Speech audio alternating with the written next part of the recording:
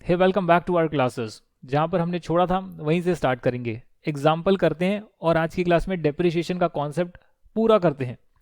मैं पहले जो है थोड़ा सा हिंट देना चाहता हूँ कि आज की क्लास में हम क्या क्या चीज़ें पढ़ेंगे, जिससे कि आपको पहले से माइंडसेट तैयार हो जाए कि हाँ, ये टॉपिक्स हमारे होने वाले हैं।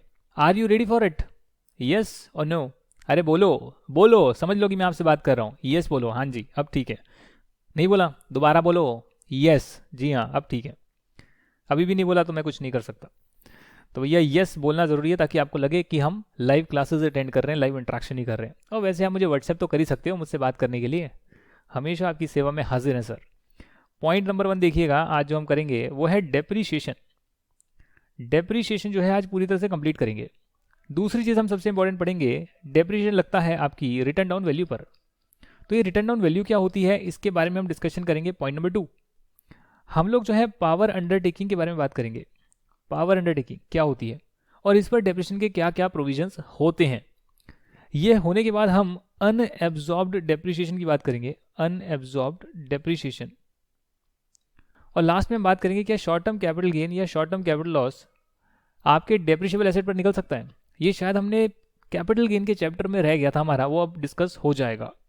तो ये 5 पॉइंट हैं, इसलिए क्लास जो है लंबी होगी। जी हाँ, आने वाली सभी क्लासेस लंबी होगी क्योंकि एक बार में बैठेंगे, एक बार में डिटेल में डिस्कस करेंगे। आपको पहले पॉइंटर्स दे देंगे कि भैया ये सब हम पढ़ने वाले हैं, जिससे कि अगर आप लेक्चर को बीच में ब्रेक भी करते हैं तो बाद में आकर पूरा कर सकते हैं। ये आपके ऊपर है कि आप एक साथ में पूरा करना चाहते हैं या ब्रेक लेकर एक पार्ट कर लिया, फिर ब्रेक ले लिया, मार्क कर लिया, फिर दूसरा पार्ट कर लिया, फिर तीसरा कर लिया। ये आपकी मर्जी है। मैं तो यही सजेस्ट करूंगा कि ज़्यादा से ज़्यादा 1 या 2 बार में इसको पूरा देख लीजिए। चलिए फिर एग्जाम्पल करते हैं। ओपनिंग WDV है प्लांट एंड मशीनरी का, और ये है प्लांट एंड मशीनरी 15% ब्लॉक वाला। यानी कि जिस प्लांट एंड मशीनरी पर 15% का डेप्रिसिएशन लगता है वो प्लांट एंड मशीनरी का एक ब्लॉक आ रहा है। किसी दूसरी रेट पर लगता होगा उसका एक अलग ब्लॉक हो सकता है। ये ब्लॉक का जो ओपनिंग बैलेंस है वो 10 लाख रुपीज़ का है। New plant and machinery purchase करा है 1 मई 2020 को, जिसे पुट टू यूज़ करा है 1 नवंबर 2020 को, और ये था 2 लाख रुपए का। एक और प्लांट एंड मशीनरी परचेज करा है 1 जुलाई 20 को 1 लाख का, और इसको पुट टू यूज़ कर दिया सेम डेट। ये पुट टू यूज़ का मतलब क्या है, मैंने आपको पिछले वीडियो में बताया था, पिछले लेक्चर में बताया था कि पुट टू यूज़ का क्या मतलब होता है। यानी जब आप पहली बार यूज़ करना शुरू करते हैं उसे पुट टू यूज़ बोलते हैं। चलिए कैलकुलेट करिए depreciation to be debited in PNL as per income tax act. बताइए भैया कितना डेप्रिसिएशन आप पीएनएल में डेबिट करेंगे। Particulars amount, particulars amount. तो सबसे पहले फॉर्मेट बनाएंगे मेरे भाइयों, क्योंकि यहाँ पर एक ही ब्लॉक है इसके लिए हमने सिर्फ एक ऐसे बॉक्स बनाया। मतलब नहीं तो ऐसे बनाते आप, एक ब्लॉक 2 3 4 बनाते और यहाँ पर्टिकुलर्स लिखते। तो यहाँ आप एंट्री डालते, यहाँ पर हर ब्लॉक का डिटेल शेड्यूल बनाते, जो कि आपके कोर्स में आता नहीं है, वो प्रैक्टिकली कंपनीज में आता है, कंपनी में पूछा जाता है।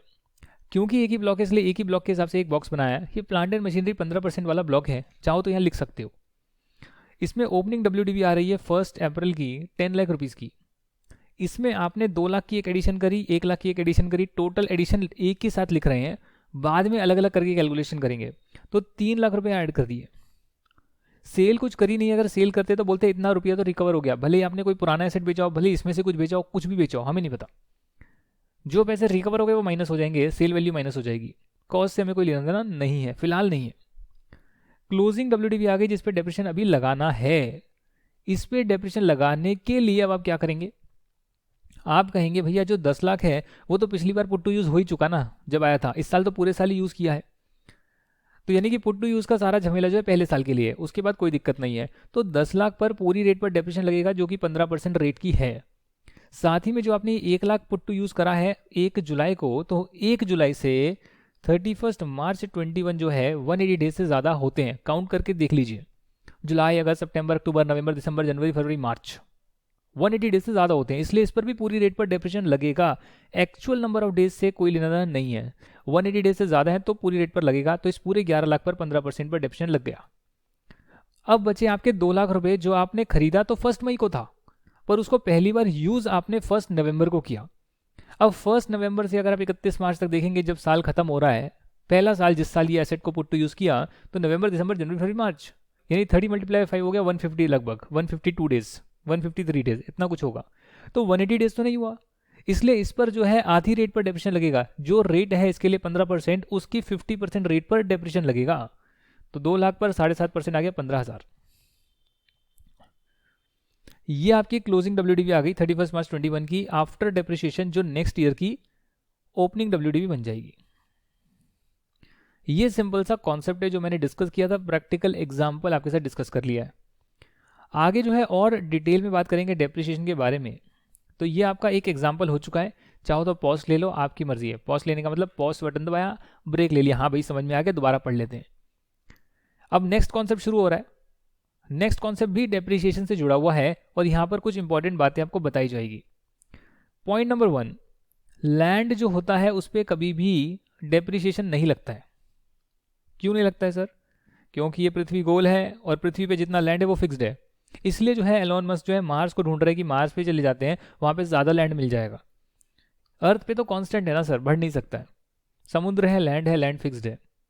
अब क्योंकि वो फिक्स्ड है और वो हमेशा रहने वाला है, तो वो कभी डेप्रिशिएट नहीं होगा, वो हमेशा एप्रिशिएट होगा। जैसे जैसे लोग बढ़ेंगे, डिमांड बढ़ेगी, वो हमेशा एप्रिशिएट होगा। इसलिए लैंड पर कभी डेप्रिशिएशन चार्ज नहीं होता है, ना ही इनकम टैक्स में, ना ही अकाउंटिंग में।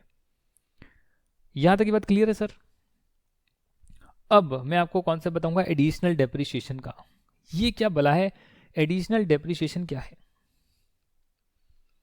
अभी तक हमने डेप्रिसिएशन की बात करी और डेप्रिसिएशन में मैंने आपको सिंपल सा बताया, ब्लॉक कॉन्सेप्ट फॉलो किया जाता है और ब्लॉक कॉन्सेप्ट फॉलो करने पर आप सारी चीज़ें जो है यहाँ पर लिखते हैं। ये सिंपल सी हमने बातें कर ली हैं।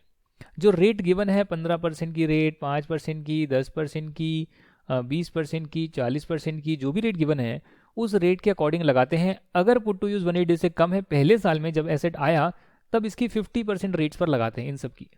उसके बाद फिर पूरी रेट पर लगेगा उस पर। तो यहां तक का कॉन्सेप्ट आपको क्लियर है। मैं बात कर रहा हूं एडिशनल डेप्रिसिएशन की। एडिशनल डेप्रिसिएशन जो है ये भी डेप्रिसिएशन ही है। मतलब कि कुछ जगहों पर बोला गया ये डेप्रिसिएशन तो आप ले ही सकते हैं जो आप ले रहे हैं, इसके साथ हम आपको अतिरिक्त डेप्रिसिएशन का खर्चा भी माइनस करना अलाउ करेंगे अगर कुछ कंडीशन सेटिस्फाई हो गई। और ये एक ही बार करेंगे, बार बार नहीं करेंगे। मतलब यानी कि 1 टाइम का एक्स्ट्रा डेप्रिसिएशन अलाउ होगा किनको? इंडस्ट्रियल अंडरटेकिंग को। यानी जो अंडरटेकिंग एक इंडस्ट्री लगा रही है, सेकेंडरी मैन्युफैक्चरिंग सेक्टर है, not service sector but a manufacturing sector, और वो नया प्लांट एंड मशीनरी लगा रहा है और उस नए प्लांट एंड मशीनरी में शिप्स एंड एयरक्राफ्ट नहीं आते, उन पर नहीं बेनिफिट मिलेगा, उनके अलावा प्लांट एंड मशीनरी पर बेनिफिट मिलेगा। क्या मिलेगा सर? आप 20% रेट पर प्लांट एंड मशीनरी की जो कॉस्ट है 20% जो है आप अतिरिक्त डेबिट कर सकते हैं। तो जब यहां पर मैं डेप्रिसिएशन माइनस करूंगा ना, अगर ये इंडस्ट्रियल अंडरटेकिंग है और नया एसेट लिया है, न्यू प्लांट एंड मशीनरी लिया है शिप्स एंड एयरक्राफ्ट को छोड़ के, तो उन पर मैं 20% का और डेप्रिसिएशन माइनस कर सकता हूं, जिसको एडिशनल डेप्रिसिएशन बोला जाता है। और उसके बाद जो है रिटर्न डाउन वैल्यू यहां पर आएगी। ये 20% जो है आप माइनस कर लेंगे तो डेफिनेटली बाकी की जो रिमेनिंग WDV होगी उसको P&L में धीरे धीरे आप फ्यूचर में डेबिट कर पाएंगे। क्यों? क्योंकि भैया इतना डेप्रिसिएशन तो आप ले चुके हैं और कुछ तो एडिशनल ले चुके हैं पहले साल में, तो बाकी जो बच गया, जो डेबिट नहीं कर पाए, वही फ्यूचर में डेबिट होगा ना धीरे धीरे। क्योंकि इनकम टैक्स का सिंपल कॉन्सेप्ट, जो आपने बाय करा उसको धीरे धीरे P&L में डेबिट करना है। कुछ रिकवर हो गया तो माइनस कर लो कि इतना तो मिल गया, बाकी डेबिट करना अलाउ कर देंगे। सिंपल सा कॉन्सेप्ट है। तो ये कंडीशंस यहाँ लगी हुई है। इससे पहले यानी इस साल से पिछले साल तक एक और बेनिफिट दिया जाता था कुछ अंडरटेकिंग्स को, जो कि आंध्र प्रदेश, बिहार, वेस्ट बंगाल एंड तेलंगाना, ये इंडिया के इस जगह पर आते हैं, करीब करीब यहाँ पर आते हैं। ये सारी ही स्टेट यहाँ पर आती है, बिहार, आंध्र प्रदेश, वेस्ट बंगाल, तेलंगाना उसी साइड आते हैं। उन स्टेट के जो बैकवर्ड रीजन है वहाँ पिछले साल तक एक बेनिफिट दिया जाता था, और वो बेनिफिट था कि इन जगहों पर 20% की जगह 35% तक का एडिशनल डेप्रिसिएशन अलाउ करेंगे। ये खत्म हो चुका है सर। 31/3/2020 के बाद ये बेनिफिट नहीं मिलेगा। अगर नया एसेट लोगे इन जगहों पर तो नहीं मिलेगा, पुराना ले चुके तो वहाँ मिल गया होगा। यहाँ पर कुछ ट्विस्ट भी है, वो मैं आपके साथ डिस्कस करता हूँ ताकि हम उसके बाद एडिशनल डेप्रिसिएशन का कॉन्सेप्ट कंप्लीट कर पाएं। कंडीशंस क्या है एडिशनल डेप्रिसिएशन लेने की, वो यहाँ दे रखा है कि इन जगहों पर एडिशनल डेप्रिसिएशन नहीं मिलेगा जहां पर प्लांट एंड मशीनरी आपने पहले ही यूज कर ली है। यानी कि यूज प्लांट एंड मशीनरी पर आपको एडिशनल डेप्रिसिएशन नहीं मिलेगा। अगर प्लांट एंड मशीनरी आप ऑफिस में लगाते हैं या रेजिडेंशियल प्लेस या गेस्ट हाउस में लगाते हैं कंपनी के, वहाँ पर भी आपको कोई बेनिफिट नहीं मिलेगा। इसका मतलब ये है कि आपको वो लगानी है अपनी इंडस्ट्री में, फैक्ट्री में, और नई होनी चाहिए। अगर आप ऑफिस अप्लायंसेस लगाएंगे, रोड ट्रांसपोर्ट व्हीकल्स हैं, इन पर भी एडिशनल डेप्रिसिएशन नहीं मिलेगा। ऑफिस अप्लायंसेस हो सकते हैं, आपकी लाइट्स हो सकती हैं, आपके प्रिंटर हो सकते हैं, ये सब चीज़ें हो सकती है, ये सब पर नहीं मिलेगा, रोड ट्रांसपोर्ट व्हीकल्स पर नहीं मिलेगा। इसके बाद एक और इंपॉर्टेंट चीज़, जैसे कि डेप्रिसिएशन में अगर पुट टू यूज 180 डेज से कम था तो 50% डेप्रिसिएशन आप इस साल लेते थे, 50% उसके नेक्स्ट साल लेते थे। इसमें एक और इंपॉर्टेंट बात है, जैसे डेप्रिसिएशन में 180 डेज से कम पुट टू यूज रहता था तो हम 50% रेट पर डेप्रिसिएशन चार्ज करते थे और नेक्स्ट ईयर से पूरा करते थे। एडिशनल डेप्रिसिएशन में भी कुछ ऐसा ही ट्विस्ट ले आए हैं, यानी कि ये कह रहे हैं कि अगर आप पुट टू यूज 180 डेज से कम रखेंगे, 180 डेज से कम रखेंगे, उस केस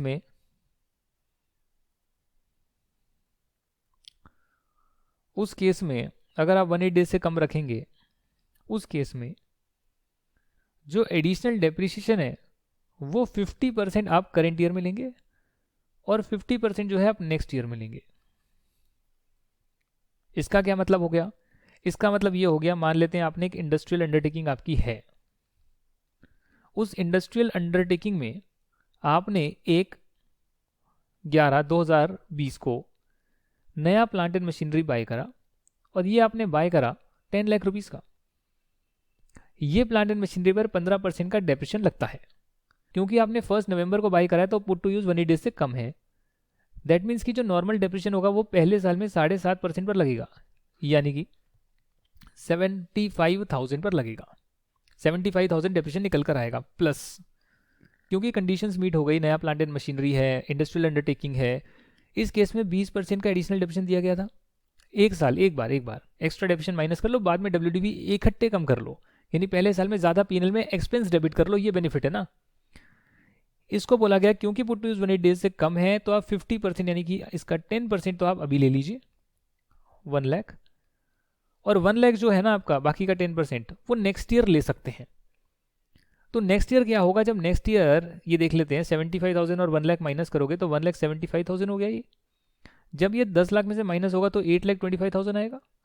नेक्स्ट ईयर 8,20,000 की ओपनिंग WDV है, इसमें से जब मैं माइनस करूंगा डेप्रिसिएशन तो 15% की रेट होगी, माइनस करूंगा एडिशनल डेप्रिसिएशन 10%, यानी 20% था पिछली बार, क्योंकि पूरा नहीं ले पाए इसलिए वो मैं 1 साल ले रहा हूं। एक्चुअली मैं एसेट इस साल परचेज नहीं करा जो मैं एडिशनल डेप्रिसिएशन ले रहा हूं। No sir, additional depreciation is only given when the asset is purchased in the year of purchase and only for the industrial undertaking जहां पे नया प्लांट एंड मशीनरी लगता है। क्योंकि यहाँ पुट टू यूज 180 से कम है तो यहाँ बोला गया कि 50% अभी ले लो, 50% बाद में ले लेना। तो ये चीजें हैं सर, ठीक है ना। इसके अलावा प्लांट एंड मशीनरी जिसको हम P&L में ऑलरेडी डेबिट कर चुके हैं PGP इनकम निकालने के टाइम, यानी 100% कॉस्ट जिसकी P&L में पहले ही डेबिट हो चुकी है, ये पिछले सालों में डेबिट हो चुकी है ऑलरेडी, उस पर एडिशनल डेप्रिसिएशन नहीं मिलता है। ये लाइन जो है इसको एंटर मारकर नीचे लिख लेना सर, ये अलग लाइन है, अलग पॉइंट है, यहाँ तक अलग पॉइंट है। कई बार हम जो है आने वाले टाइम में पढ़ेंगे, आने वाली क्लासेस में पढ़ेंगे कई जगहों पर सेक्शन 35 AD और ऐसे अदर सेक्शन है जहां पर कि बोला गया है कि 100% जितना कैपिटल एक्सपेंडिचर हो रहा है उसे भी P&L में डेबिट कर सकते हो, बेनिफिट दिया गया है कई लोगों को, वो हम आगे पढ़ेंगे। तो अगर किसी को पहले ही डेबिट कर लिया तो उस पर एडिशनल डेप्रिसिएशन नहीं मिलेगा, क्योंकि 100% आप पहले साल डेबिट कर रहे हैं, ठीक है ना। ये नहीं ना हो सकता कि आपने जो है 8 लाख का खरीदा सामान, अब आप 8 लाख के साथ साथ इस पर 20% और डेबिट कर रहे हैं तो चीज़ ही 8 लाख की पड़ी और आप कितना डेबिट कर रहे हैं, 8 लाख पूरा का पूरा 100%, और 20% का एडिशनल डेप्रिसिएशन 1.6 लाख, तो आप 9.6 लाख P&L में डेबिट कर रहे हैं। ये नहीं हो सकता, क्योंकि पहले ही आपने पूरा डेबिट कर दिया, जो आने वाले टाइम में हम पढ़ेंगे कहाँ कहाँ पर आप डेबिट कर सकते हैं। ये चीज़ मैं आपको ऑलरेडी बता चुका हूँ। 180 डेज वाली एडिशनल डेप्रिसिएशन कुछ और लोगों को भी मिलता है, जो लोग जनरेट कर रहे हैं या ट्रांसमिट कर रहे हैं या डिस्ट्रीब्यूट कर रहे हैं power, Reliance power, Tata power और बहुत सारे लोग। ये कुछ चीज़ मैन्युफैक्चर नहीं कर रहे, इलेक्ट्रिसिटी की सप्लाई कर सकते हैं, इलेक्ट्रिसिटी जनरेट कर सकते हैं या उसको ट्रांसमिट करने का काम कर सकते हैं, ये लोग भी एडिशनल डेप्रिसिएशन ले सकते हैं। प्लस जो लोग प्रिंटिंग में हैं, प्रिंटिंग एंड पब्लिशिंग में है, चीज़ों को प्रिंट करते हैं, न्यूज़पेपर प्रिंटिंग होती है तो उसमें प्रिंटर ही लगा हुआ है सर, और प्रिंटर एक ऑफिस अप्लायंस भी हो सकता है, पर उनका काम ही क्या है प्रिंटिंग का, बड़े बड़े इक्विपमेंट्स लगे, वो भी एडिशनल डेप्रिसिएशन ले सकते हैं। ये सर्कुलर आया है, यानी एक्ट में नहीं गिवन है बल्कि डिपार्टमेंट ने क्लैरिफिकेशन दी है। यहां तक जो है आपका पॉइंट नंबर 2 कवर हो गया, यानी डेप्रिसिएशन भी हो गया और एडिशनल डेप्रिसिएशन भी हो गया। ये चीज़ आपकी हो चुकी है, करेक्ट। ये हो गया है, एडिशनल डेप्रिसिएशन भी हो गया है। अब मैं बात करूंगा पावर अंडरटेकिंग की। अब मैं बात करूंगा पावर जनरेशन अंडरटेकिंग की। ये जो पावर जनरेशन अंडरटेकिंग है, यह जनरेशन करने का काम है और साथ में पावर को डिस्ट्रीब्यूट करने का काम है।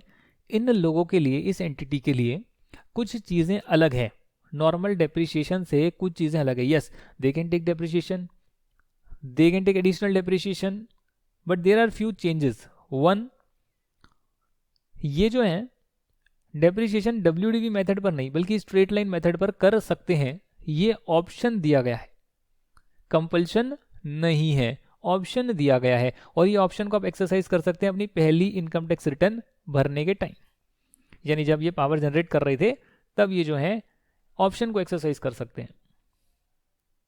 एक बार ऑप्शन एक्सरसाइज कर लिया फिर बीच बीच में चेंज नहीं कर सकते आप, ठीक है ना। तो SLM पर कर सकते हैं, that is percentage of actual cost on asset, percentage on actual cost of the asset. Rule 5(1)(a), rule number याद करने की जरूरत नहीं है। इसी पावर अंडरटेकिंग के लिए कुछ और भी चीजें हैं जो बेहद इंपॉर्टेंट है। पावर अंडरटेकिंग के केस में जब हम एसेट को ट्रांसफर करते हैं,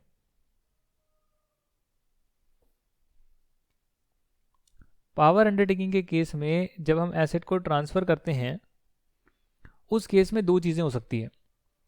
जो इसकी रिटर्न डाउन वैल्यू आ रही है, गौर फरमाइएगा, मेथड ये SLM फॉलो कर रहे हैं, स्ट्रेट लाइन मेथड, यानी कि अगर आपने 10 लाख का लिया और 1-1 लाख अगर हर साल डाल रहे हैं, 10% रेट पर डाल रहे हैं लेट्स से, तो ये एक SLM मेथड होता है। तो जब 1 लाख माइनस करेंगे जो अमाउंट आएगी उसको रिटर्न डाउन वैल्यू ही बोलते हैं, उसको रिटर्न डाउन वैल्यू ही बोलते हैं, WDV ही बोलते हैं। तो इस चीज़ की आपको क्लैरिटी होनी चाहिए, ठीक है ना। एक रिटर्न डाउन वैल्यू मेथड भी होता है और दूसरा जब माइनस करते हैं डेप्रिसिएशन, एक्यूमुलेट डेप्रिसिएशन, जो अमाउंट आती है उसको भी रिटर्न डाउन वैल्यू बोलते हैं। तो अगर जो वैल्यू आ रही है इसकी सारा डेप्रिसिएशन माइनस करने के बाद उससे ज़्यादा पर बेच दिया, उससे ज़्यादा पर बेच दिया, क्या होगा। मान लो WDV आ रही थी 10 लाख की, आपने बेचा 12 लाख का, तो कहीं ना कहीं आप ये देखिए कि ये जो 10 लाख आपको P&L में धीरे धीरे डेबिट करने थे वो तो सारे के सारे रिकवर हो गए, बल्कि 2 लाख एक्स्ट्रा ही मिल गए हैं। तो ये 2 लाख जो है आपका P&L में इनकम की फॉर्म में आ जाएगा। WDV से ज़्यादा अमाउंट अगर आपको मिल गई है तो ये आपका P&L में इनकम में जाएगा, क्योंकि 10 लाख तो मिल ही गए, साथ में 2 लाख एक्स्ट्रा मिल गए, तो वो आपकी इनकम हो जाएगी। ये तो इनकम टैक्स का कॉन्सेप्ट था ना कि आप ये P&L में डेबिट कर सकते हैं, तो ये तो अब जरूरत नहीं है, पैसा रिकवर हो गया और जो एक्स्ट्रा मिल गया वो इनकम। तो कैपिटल गेन नहीं आएगा क्या जी, रुकिए, जो एसेट की ओरिजिनल कॉस्ट थी ना, इस केस में मैं सिर्फ पावर अंडरटेकिंग की बात कर रहा हूँ, बाकी कंपनियों की बात नहीं कर रहा, सिर्फ पावर अंडरटेकिंग की बात कर रहा हूँ। जो एसेट की कॉस्ट थी ना भैया, एसेट की कॉस्ट मान लेते हैं कि 15 लाख रुपए थी, WDV 10 लाख की आ रही है, अगर आप इसको 15 लाख से भी ऊपर बेच देंगे, 17 लाख पर बेच देंगे, तो कॉस्ट से भी ऊपर पर बेच दिया, तो उस केस में पावर अंडरटेकिंग जो है इस 2 लाख रुपए को तो शॉर्ट टर्म कैपिटल गेन मानेगी, और WDV तो 10 लाख रुपए थी क्योंकि आप धीरे धीरे डेप्रिशिएट कर चुके थे, तो ये आपके 10 लाख तो रिकवर हो ही गए और साथ में आपके ये 5 लाख रुपए भी रिकवर हो गए। मतलब जो कॉस्ट लगी थी वो भी रिकवर हो गई, ज़्यादा में बेच दिया, डेप्रिसिएशन ले चुके थे ना, अब ज़्यादा में बेच दिया, WDV से ज़्यादा भी बेच दिया, तो ज़्यादा वाला पोर्शन कॉस्ट तक P&L के क्रेडिट में जाएगा, क्रेडिट में जाएगा। मतलब अगर आपने नेट प्रॉफिट में यहाँ पर ये नहीं डाला हुआ है, जो ये बैलेंसिंग चार्ज है, तो डाल देंगे, ऐड कर देंगे इनकम में। डाला हुआ है तो ठीक है, कोई दिक्कत नहीं है। डाला हुआ का मतलब क्या है, यहाँ पर है, सिंपल कॉन्सेप्ट है, प्लस और माइनस करना है, जिसको समझ में आ गया उसके लिए कुछ भी नहीं है। तो क्योंकि आपने 10 लाख रुपए का WDV आ रहा था पावर अंडरटेकिंग, बार बार कह रहा हूँ पावर अंडरटेकिंग, बाकियों को ये बेनिफिट नहीं दिया गया है, तो एक्चुअल कॉस्ट तक तो जो रिकवर हुआ एक्स्ट्रा पैसा डब्ल्यूडीवी से ऊपर का वो पीएनएल के क्रेडिट में जाएगा, और कॉस्ट से भी ऊपर पर अगर बिक गया ओरिजिनल कॉस्ट से तो वो शॉर्ट टर्म कैपिटल गेन होगा। किसमें? ओनली पावर अंडरटेकिंग में। अच्छा, अगर हम डब्ल्यूडीवी से कम पर बेचेंगे तो क्या होगा? हमें बोला था 10 लाख जो है आप पीएनएल में डेबिट कर सकते हैं धीरे धीरे, 8 लाख में बिक गया तो 8 लाख तो रिकवर हो गए, 2 लाख को जो है पीएनएल में आप डाल सकते हैं as a terminal depreciation power undertaking के केस में। यानी कि जो नॉर्मल प्रोविजन हैं उससे पूरे हटके रहे हैं, सिर्फ पावर अंडरटेकिंग पर लगते हैं, बाकियों पर नहीं लगते हैं। ये पीएनएल में आप डेबिट कर सकते हैं 2 लाख रुपए एक्स्ट्रा। 10 लाख करने थे, धीरे धीरे बेच दिया, 8 लाख रुपए आ गए, 2 लाख और डेबिट कर सकते हैं, ये गिवन है। अच्छा सर, यहाँ पर हमारा एक कॉन्सेप्ट और हो गया है, पावर अंडरटेकिंग का भी कॉन्सेप्ट हमारा हो गया है। तो ये भी हो गया पावर अंडरटेकिंग, डेप्रिसिएशन भी हो गया। अब जो है एसेट की जो डब्ल्यूडीवी होती है वो क्या होती है अलग अलग सिनेरियोज में, उस पर डिस्कशन करना बाकी है, आई थिंक ये आज नहीं कर पाएंगे हम, ये हम नेक्स्ट क्लास में कर पाएंगे, ये थोड़ा सा बड़ा टॉपिक है। तो मैं चाहता तो हूँ कि मैं एक ही क्लास में सारी चीज़ें करा दूँ आपको, लंबा वीडियो बनाऊँ सारी चीज़ें एक ही क्लास में, पर उसका फ़ायदा नहीं होगा। शॉर्ट एंड इफेक्टिव वीडियोस जो हैं इस पर मैं टारगेट करता हूँ ताकि आप जो है 30-40 मिनट्स एक साथ में देख पाएँ, ये मेरा टारगेट होता है। तो एक काम करते हैं हम लोग, इसे स्टार्ट करते हैं, रिटर्न ऑन वैल्यू को क्या होता है, क्या कॉन्सेप्ट होता है, इसको स्टार्ट करते हैं, थोड़ा समझते हैं, कंप्लीट नेक्स्ट क्लास में करेंगे, ठीक है ना। डेप्रिसिएशन जो है डब्ल्यूडीवी पर चार्ज होता है, और डब्ल्यूडीवी का मतलब है एक्चुअल कॉस्ट में से जो पुराना डेप्रिसिएशन लग चुका है सारा वो माइनस कर दीजिए। सेक्शन 43 सबसेक्शन 1 कहता है actual cost in different scenarios. Section 43 subsection 1 बताता है actual cost in different scenarios. Generally तो एक्चुअल कॉस्ट ऑफ एसेट जो होती है, जनरली अगर कुछ गिवन नहीं है तो आपने जो प्राइस पे करी माइनस अगर उसमें से आपको कोई सब्सिडी रिसीव हो जाएगी, जैसे कि आप जो हैं सोलर पैनल लगाइए 1 करोड़ रुपए के, तो गवर्नमेंट आपको जो है 20 लाख की सब्सिडी दे देगी। तो क्योंकि 1 करोड़ आपने लगाए तो 1 करोड़ आपकी कॉस्ट है, बट आप माइनस कर लेंगे 20 लाख रुपीज़ कि भैया ये 20 लाख रुपीज़ तो मुझे मिल जाएंगे। तो मिल जाएंगे तो आपकी नेट कॉस्ट तो 80 लाख लगी ना। तो ये आपकी जो है एक्चुअल कॉस्ट बनेगी जिसपे आप डेप्रिसिएशन चार्ज करेंगे, यानी actual price paid minus subsidy जो आपको मिलेगी minus cost born by another person. हो सकता है कि इसमें से आपका 10 लाख रुपए जो है कोई और बंदा अगर पे कर रहा है, आपको वो पैसा उस बंदे को नहीं देना, दोबारा से नहीं चुकाना, तो जो है आप उसको भी माइनस करेंगे कि भाई ये पैसे तो मेरे लग ही नहीं रहे हैं। तो यानी कि नॉर्मल सिनेरियो में जो एक्चुअल प्राइस लगी माइनस अगर कोई सब्सिडी मिल गई, जो आपके पैसे बच गए, and minus cost born by another person जो आपके पैसे नहीं लगे, कोई और बंदा दे रहा है, ये आप माइनस कर लेंगे। If old asset is obtained through transactions not regarded as transfer, जो हमने पढ़ा था कैपिटल गेन में सेक्शन नंबर 47 में पढ़ा था, old asset is obtained through transactions not regarded as transfer.